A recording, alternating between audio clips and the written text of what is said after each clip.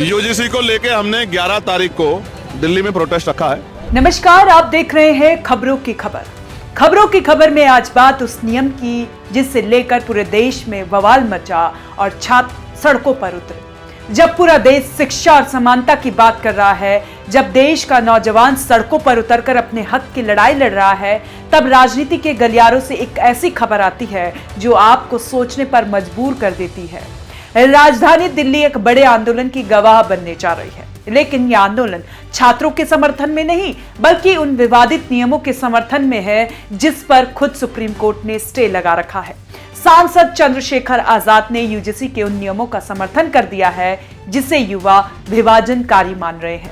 आज सवाल बड़ा है, क्या चंद्रशेखर आजाद के लिए युवाओं का भविष्य बड़ा है या 2027 की सियासी गोटियां?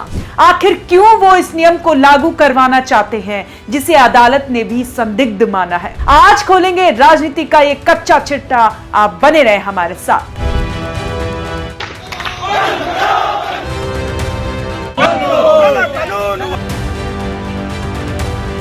मामला यूजीसी यानी यूनिवर्सिटी ग्रांट्स कमीशन के उन नियमों का है जिसे लेकर दावा किया जा रहा है कि ये आरक्षण और भर्ती की प्रक्रियाओं को प्रभावित करेंगे।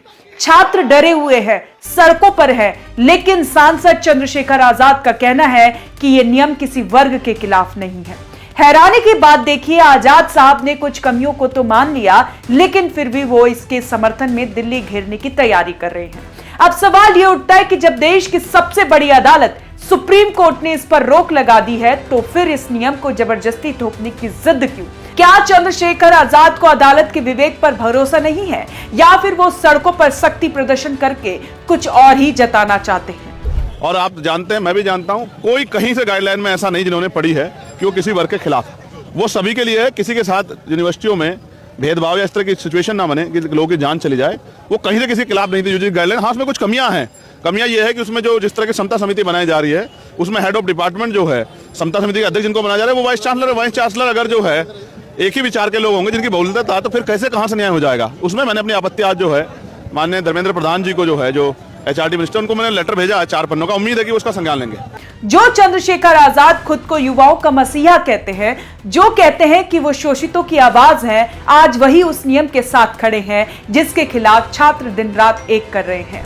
सवाल नंबर 1, क्या चंद्रशेखर आजाद युवाओं के दर्द को नहीं समझ रहे हैं? सवाल नंबर 2, क्या एक खास वर्ग की राजनीति को चमकाने के लिए लाखों छात्रों के भविष्य को दांव पर लगाया जा रहा है? सवाल नंबर 3, जो नियम देश की शिक्षा व्यवस्था को बांटने की ताकत रखता हो, उसका समर्थन करना क्या एक सांसद को शोभा देता है? चंद्रशेखर आजाद कह रहे हैं कि नियम ठीक है, बस कुछ सुधार चाहिए।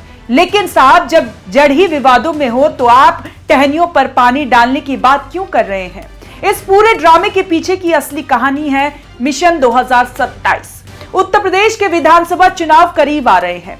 मायावती की जमीन खिसक रही है और चंद्रशेखर आजाद खुद को दलितों और पिछड़ों का एकमात्र नेता साबित करने की होड़ में है। यह आंदोलन शिक्षा के लिए नहीं, यह आंदोलन वोट बैंक की घेराबंदी को भी दर्शाता है। युवाओं के भविष्य से ज्यादा जरूरी यहाँ अपनी सियासी साख बचाना हो गया है। जब आप एक ऐसे नियम का समर्थन करते हैं जो समाज को बांटने वाला नजर आता है, तो साफ है कि आपकी नियत में नीति कम और राजनीति ज्यादा है।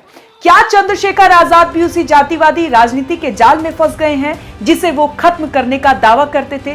राजनीति में विरोध समझ आता है, लेकिन अदालती आदेश के खिलाफ जाकर और छात्रों की भावनाओं को कुचलकर अपना एजेंडा चलाना, क्या ये लोकतंत्र है?